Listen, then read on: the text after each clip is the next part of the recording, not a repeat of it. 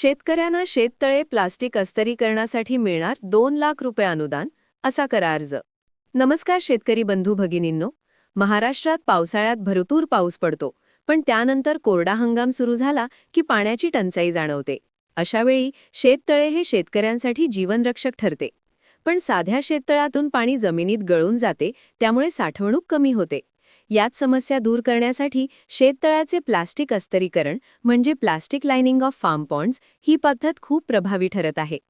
महाराष्ट्र सरकारने विशेषतः अनुसूचित जाती आणि नवबौद्ध प्रवर्गातील शेतकऱ्यांसाठी डॉक्टर बाबासाहेब आंबेडकर कृषी स्वावलंबन योजनेअंतर्गत भरीव अनुदान दिले आहे.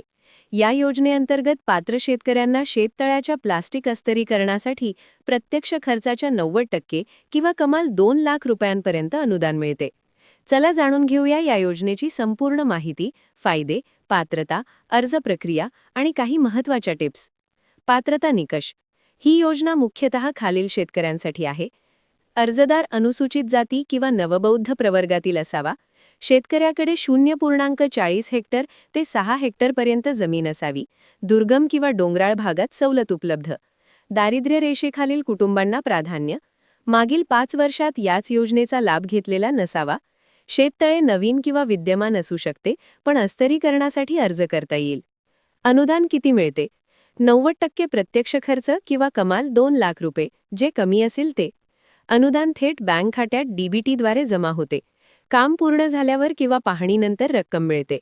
अर्ज कसा करावा? अर्ज प्रक्रिया पूर्णपणे ऑनलाईन आहे आणि महाडीबीटी पोर्टलवर होते. प्रथम येणाऱ्यास प्रथम प्राधान्य म्हणजे फर्स्ट कम फर्स्ट सर्व्ह पद्धतीने अर्ज स्वीकारले जातात. महाडीबीटी पोर्टलला भेट द्या. www.mahadbt.maharashtra.gov.in. नवीन नोंदणी करा किंवा लॉग इन करा आधार किंवा मोबाईल नंबरने. डॉक्टर बाबासाहेब आंबेडकर कृषी स्वावलंबन योजनेअंतर्गत शेततळे प्लास्टिक अस्तरीकरण पर्याय निवडा.